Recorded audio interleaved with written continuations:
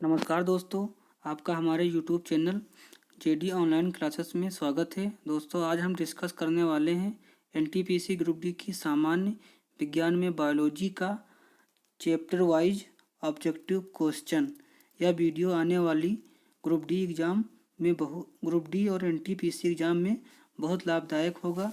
इससे पहले मैंने जीके जीएस का वीडियो अपलोड किया है। अगर आपने नहीं देखा है तो हमारे प्लेलिस्ट पे जाके ज़रूर देखिए और वो वीडियो आपके जीएस और साइंस के लिए बहुत ही इम्पोर्टेंट होंगे। तो दोस्तों, शुरू करते हैं आज का पहला क्वेश्चन। जो है ये क्वेश्चन आपका है, मछली से प्राप्त कार्ड लीवर तेल किस विटामिन का स्रोत है। तो ऑप्शन ए है vitamin C, vitamin B12, vitamin D, vitamin B1। तो इसका जो राइट आंसर है आप लोग बताइए जल्दी से। इसका राइट आंसर है आपका सी, विटामिन डी जो है से संबंधित है। अगला देखिए क्वेश्चन, विटामिन सी की कमी से कौन सा रोग होता है? Rickets, beriberi, scurvy, night blindness. तो इसका राइट आंसर होगा सी, स्कर्वी। विटामिन सी की कमी से स्कर्वी रोग होता है। आगे देखिए अगला क्वेश्चन, केला किस विटामिन का एक अच्छा स्रोत है? ए, सी, डी, बी। तो इसका जो राइट आंसर होगा आपका डी, केला जो है विटामिन बी का अच्छा स्रोत है। ठीक है, आगे देखिए कह रहा है उस विटामिन का नाम बताइए जिसकी कमी के कारण अत्यधिक खून बहने लगता है। Vitamin A, vitamin B, vitamin K, vitamin C. तो आप लोग को पता होगा कि खून का थक्का जमाने के लिए कौन से विटामिन की आवश्यकता होती है? तो वो विटामिन की आवश्यकता होती है विटामिन के। तो यही आपका राइट आंसर है ऑप्शन सी। आगे देखिए, प्रोटीन की कमी से निम्न में कौन सी बीमारी होती है? क्वाशियोकर, रिकेटस, बेरी, स्कर्वी। तो प्रोटीन की कमी से बच्चों में कौन सा रोग होता है? तो क्वाशियोकर रोग होता है। ठीक है, बच्चों में प्रोटीन की कमी से बच्चों में कौन सी बीमारी होती है? तो प्रोटीन की कमी से बच्चों में क्वाशियोकर रोग होता है। अगला देखिए 19 नंबर, रक्त स्कंदन के लिए आवश्यक विटामिन कौन सी है? ई, डी, के, सी। तो रक्त स्कंदन के लिए आपकी जो है विटामिन कौन सी है? तो विटामिन के रक्त स्कंदन के लिए जरूरी है। आगे देखिए 20 नंबर, निम्न में से किसकी कमी से रिकेटस बीमारी होती है?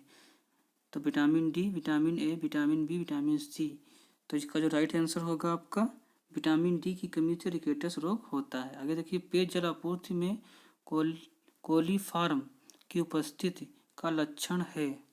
कोलीफार्म की उपस्थिति का लक्षण है क्लोराइड संदूषण, फास्फोरस संदूषण, पानी के स्रोत का खारापन, मानव अपशिष्ट से संदूषण। तो 21 नंबर का इसका राइट आंसर क्या होगा बताइए आप लोग। तो इसका राइट आंसर होगा डी, मानव अपशिष्ट से संदूषण। आगे देखिए अगला क्वेश्चन अगला आपका है यहाँ पे, ये कह रहा है कि शरीर के किस भाग में पित्त रस बाइल जूस का उत्पादन होता है? बहुत अच्छा क्वेश्चन है, बच्चे बहुत ज़्यादा गलत करते हैं क्वेश्चन को। आप लोग अच्छे से इसको समझिए और इसका आंसर दीजिए। तो इसका जो राइट आंसर होगा आप लोग बताइए क्या होगा क्वेश्चन नंबर 26 का। तो पित्त रस बाइल जूस का उत्पादन कहाँ होता है? ये नहीं पूछा कि गट्ठा कहाँ पे होता है। तो इसका बाइल जूस का जो है उत्पादन कहाँ होता है? तो इसका उत्पादन आपका यकृत में होता है। ठीक है, और ये गट्ठा कहाँ होता है? तो जमा कहाँ होता है? तो आप जो होगा तो पित्ताशय हो जाएगा। अगर जमा करने के बाद पूछी गई होती तो आपका पित्ताशय हो जाता। ठीक है, बच्चे बहुत कंफ्यूज करते हैं, क्वेश्चन गलत करते हैं ज़्यादातर, लेकिन आप लोगों को अब गलत नहीं करना है इसको, क्योंकि 1 नंबर आपका होगा। आगे देखिए 27 नंबर कह रहा है कौन सा पदार्थ पित्ताशय में संग्रहित और सांद्रित होता है? देखिए तुरंत पूछ लिया गया क्वेश्चन, लसिका, पानी, रक्त, पित्त। तो इसका राइट आंसर होगा आपका कौन सा होगा, जल्दी बताइए बच्चों। डी, पित्त। पित्ताशय में संग्रहित कर पूछा तो पित्त होगा, और जो है कहाँ पित्र से बनता है तो आपका वो लीवर होगा। ठीक है, आगे देखिए। किसी व्यक्ति के पाचन तंत्र की जांच करने के लिए इस्तेमाल किया जाने वाला यंत्र कहलाता है।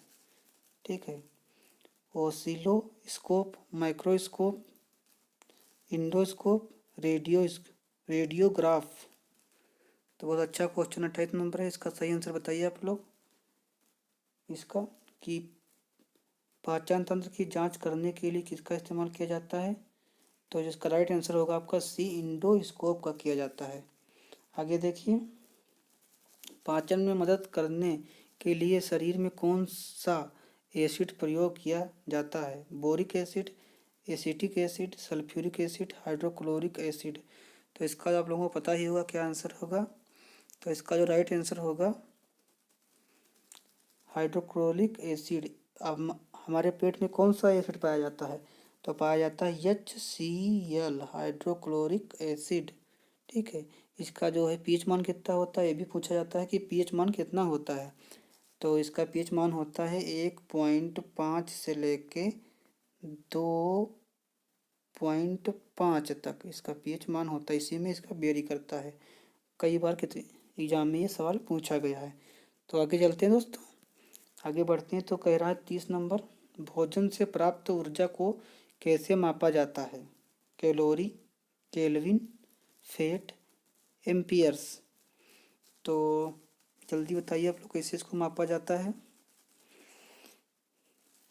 तो जो है भोजन से प्राप्त ऊर्जा को हम कैलोरी में नापते हैं। ऑप्शन नंबर ए इसका राइट होगा, कैलोरी। ठीक है, आगे देखिए।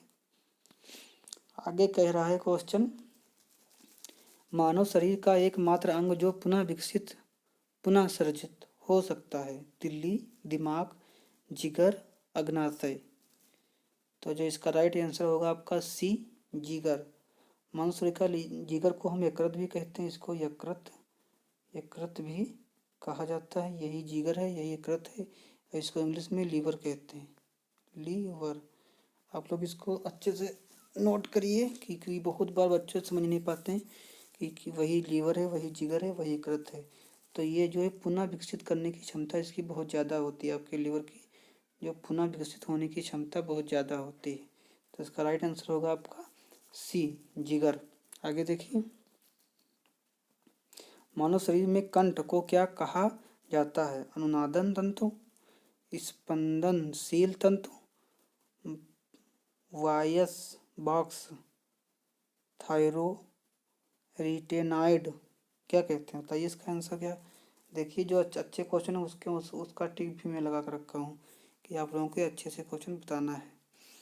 तो मानव शरीर की कंठ को आपका वायस बॉक्स कहा जाता है, सी, ये आपका राइट आंसर होगा। आगे देखिए, दिख रहा है कि निम्नलिखित में से कौन पाचन तंत्र का हिस्सा नहीं है, बताइए। ऑप्शन ए है यकृत, ऑप्शन बी हृदय, ऑप्शन सी अमाशय, ऑप्शन डी मुंह। तो आप लोगों को पता ही चल गया है इसका राइट आंसर क्या है। इसका राइट आंसर होगा बी, हृदय। हृदय जो पाचन तंत्र का हिस्सा नहीं है। ठीक है, बाकी यकृत आपका और अमाशय और मुंह, ये सब आपके छोटी आंत बड़ी आंत सभी आपके पाचन तंत्र के हिस्से हैं। तो आगे देखिए, क्वेश्चन नंबर आपका आ गया है इसमें। ये देखिए, कह रहा है पहला क्वेश्चन कि को पचाने के लिए शाकाहारी को लंबी छोटी आंत की आवश्यकता होती। किसको पचाने के लिए। तो ऑप्शन ए है क्लोरोप्लास्ट, ऑप्शन बी है सेलुलोज, ऑप्शन सी है कार्बोहाइड्रेट, ऑप्शन डी है प्रोटीन। तो इसका राइट आंसर क्या होगा आप लोग बताइए। किसको पचाने के लिए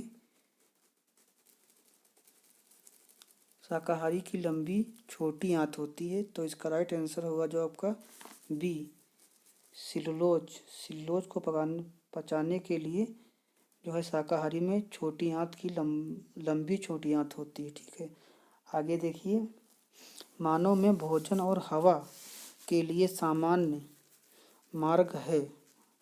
कौन सा मार्ग है। कंठनली, नासा गुहा, ग्रासनली, ग्रसनी। तो इसका आप लोग जवाब दीजिए क्या है राइट आंसर। इसका राइट आंसर होगा आपका डी, ग्रसनी। मानव जो है ग्रसनी में के द्वारा भोजन और हवा दोनों को लेता है। ठीक है, ये देखिए। आगे आपका है क्वेश्चन नंबर 51-52। यकृत कार्य करता है, लीवर जो है कौन सा कार्य करता है? श्वसन का, उत्सर्जन का, परिसंचरण का, पाचन का।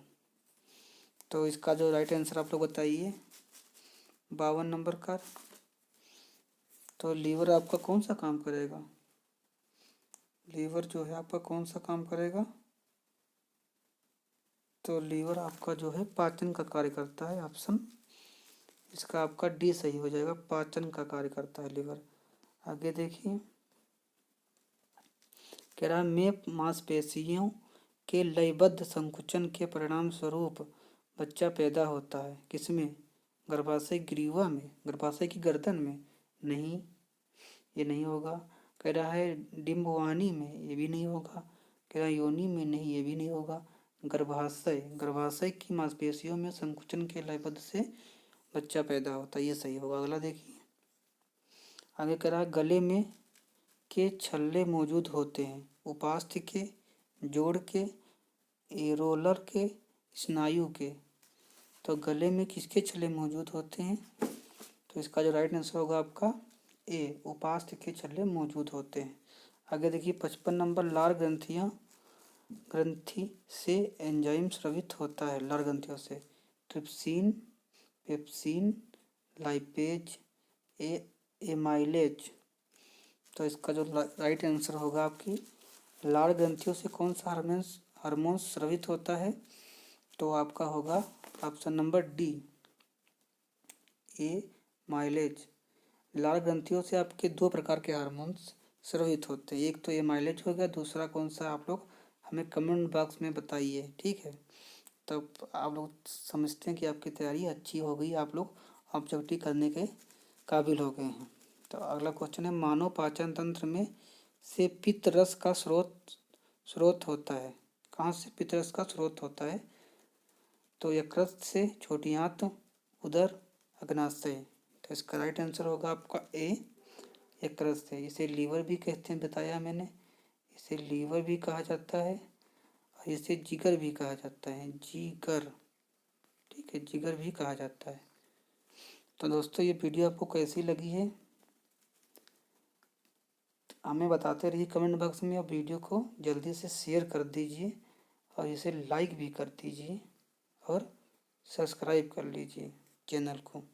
लाइक सब्सक्राइब, जिससे कि हमें मोटिवेशन मिलता है, जिससे हम और आगे आपकी अच्छी अच्छी वीडियो टॉपिक पर बनाते रहेंगे। ठीक है, आगे आपका कह रहा है क्वेश्चन, मानव शरीर में पाचन का अधिकांश भाग किस अंग में संपन्न होता है? पेनक्रियाज, बड़ी आंत, छोटी आंत, अग्नाशय। तो पाचन का अधिकांश भाग जो है कहाँ संपन्न होता है? तो ये आपका राइट आंसर होगा सी, छोटी आंत में। छोटी आंत में सबसे ज़्यादा काम होता है। ठीक है, इसमें बहुत विडंबना है कि यह छोटी आंत है, लेकिन सबसे लंबाई इसकी अधिक होती है, लंबी होती है। छोटी आंत इसका नाम है, सबसे लंबी होती है। इसकी लंबाई कम से कम 5 से 6, 7 से 8, 6 से 7 मीटर होती है। 6 से 7 मीटर की होती है। ठीक है, नाम इसका छोटी आंत नहीं, सबसे लंबी होती है, ये आप लोग याद रखिए। एंजाइम है वसा, आरएनए, प्रोटीन, इनमें से कोई नहीं। तो एंजाइम क्या है? एंजाइम ये आपका प्रोटीन है, इसका राइट आंसर होगा सी।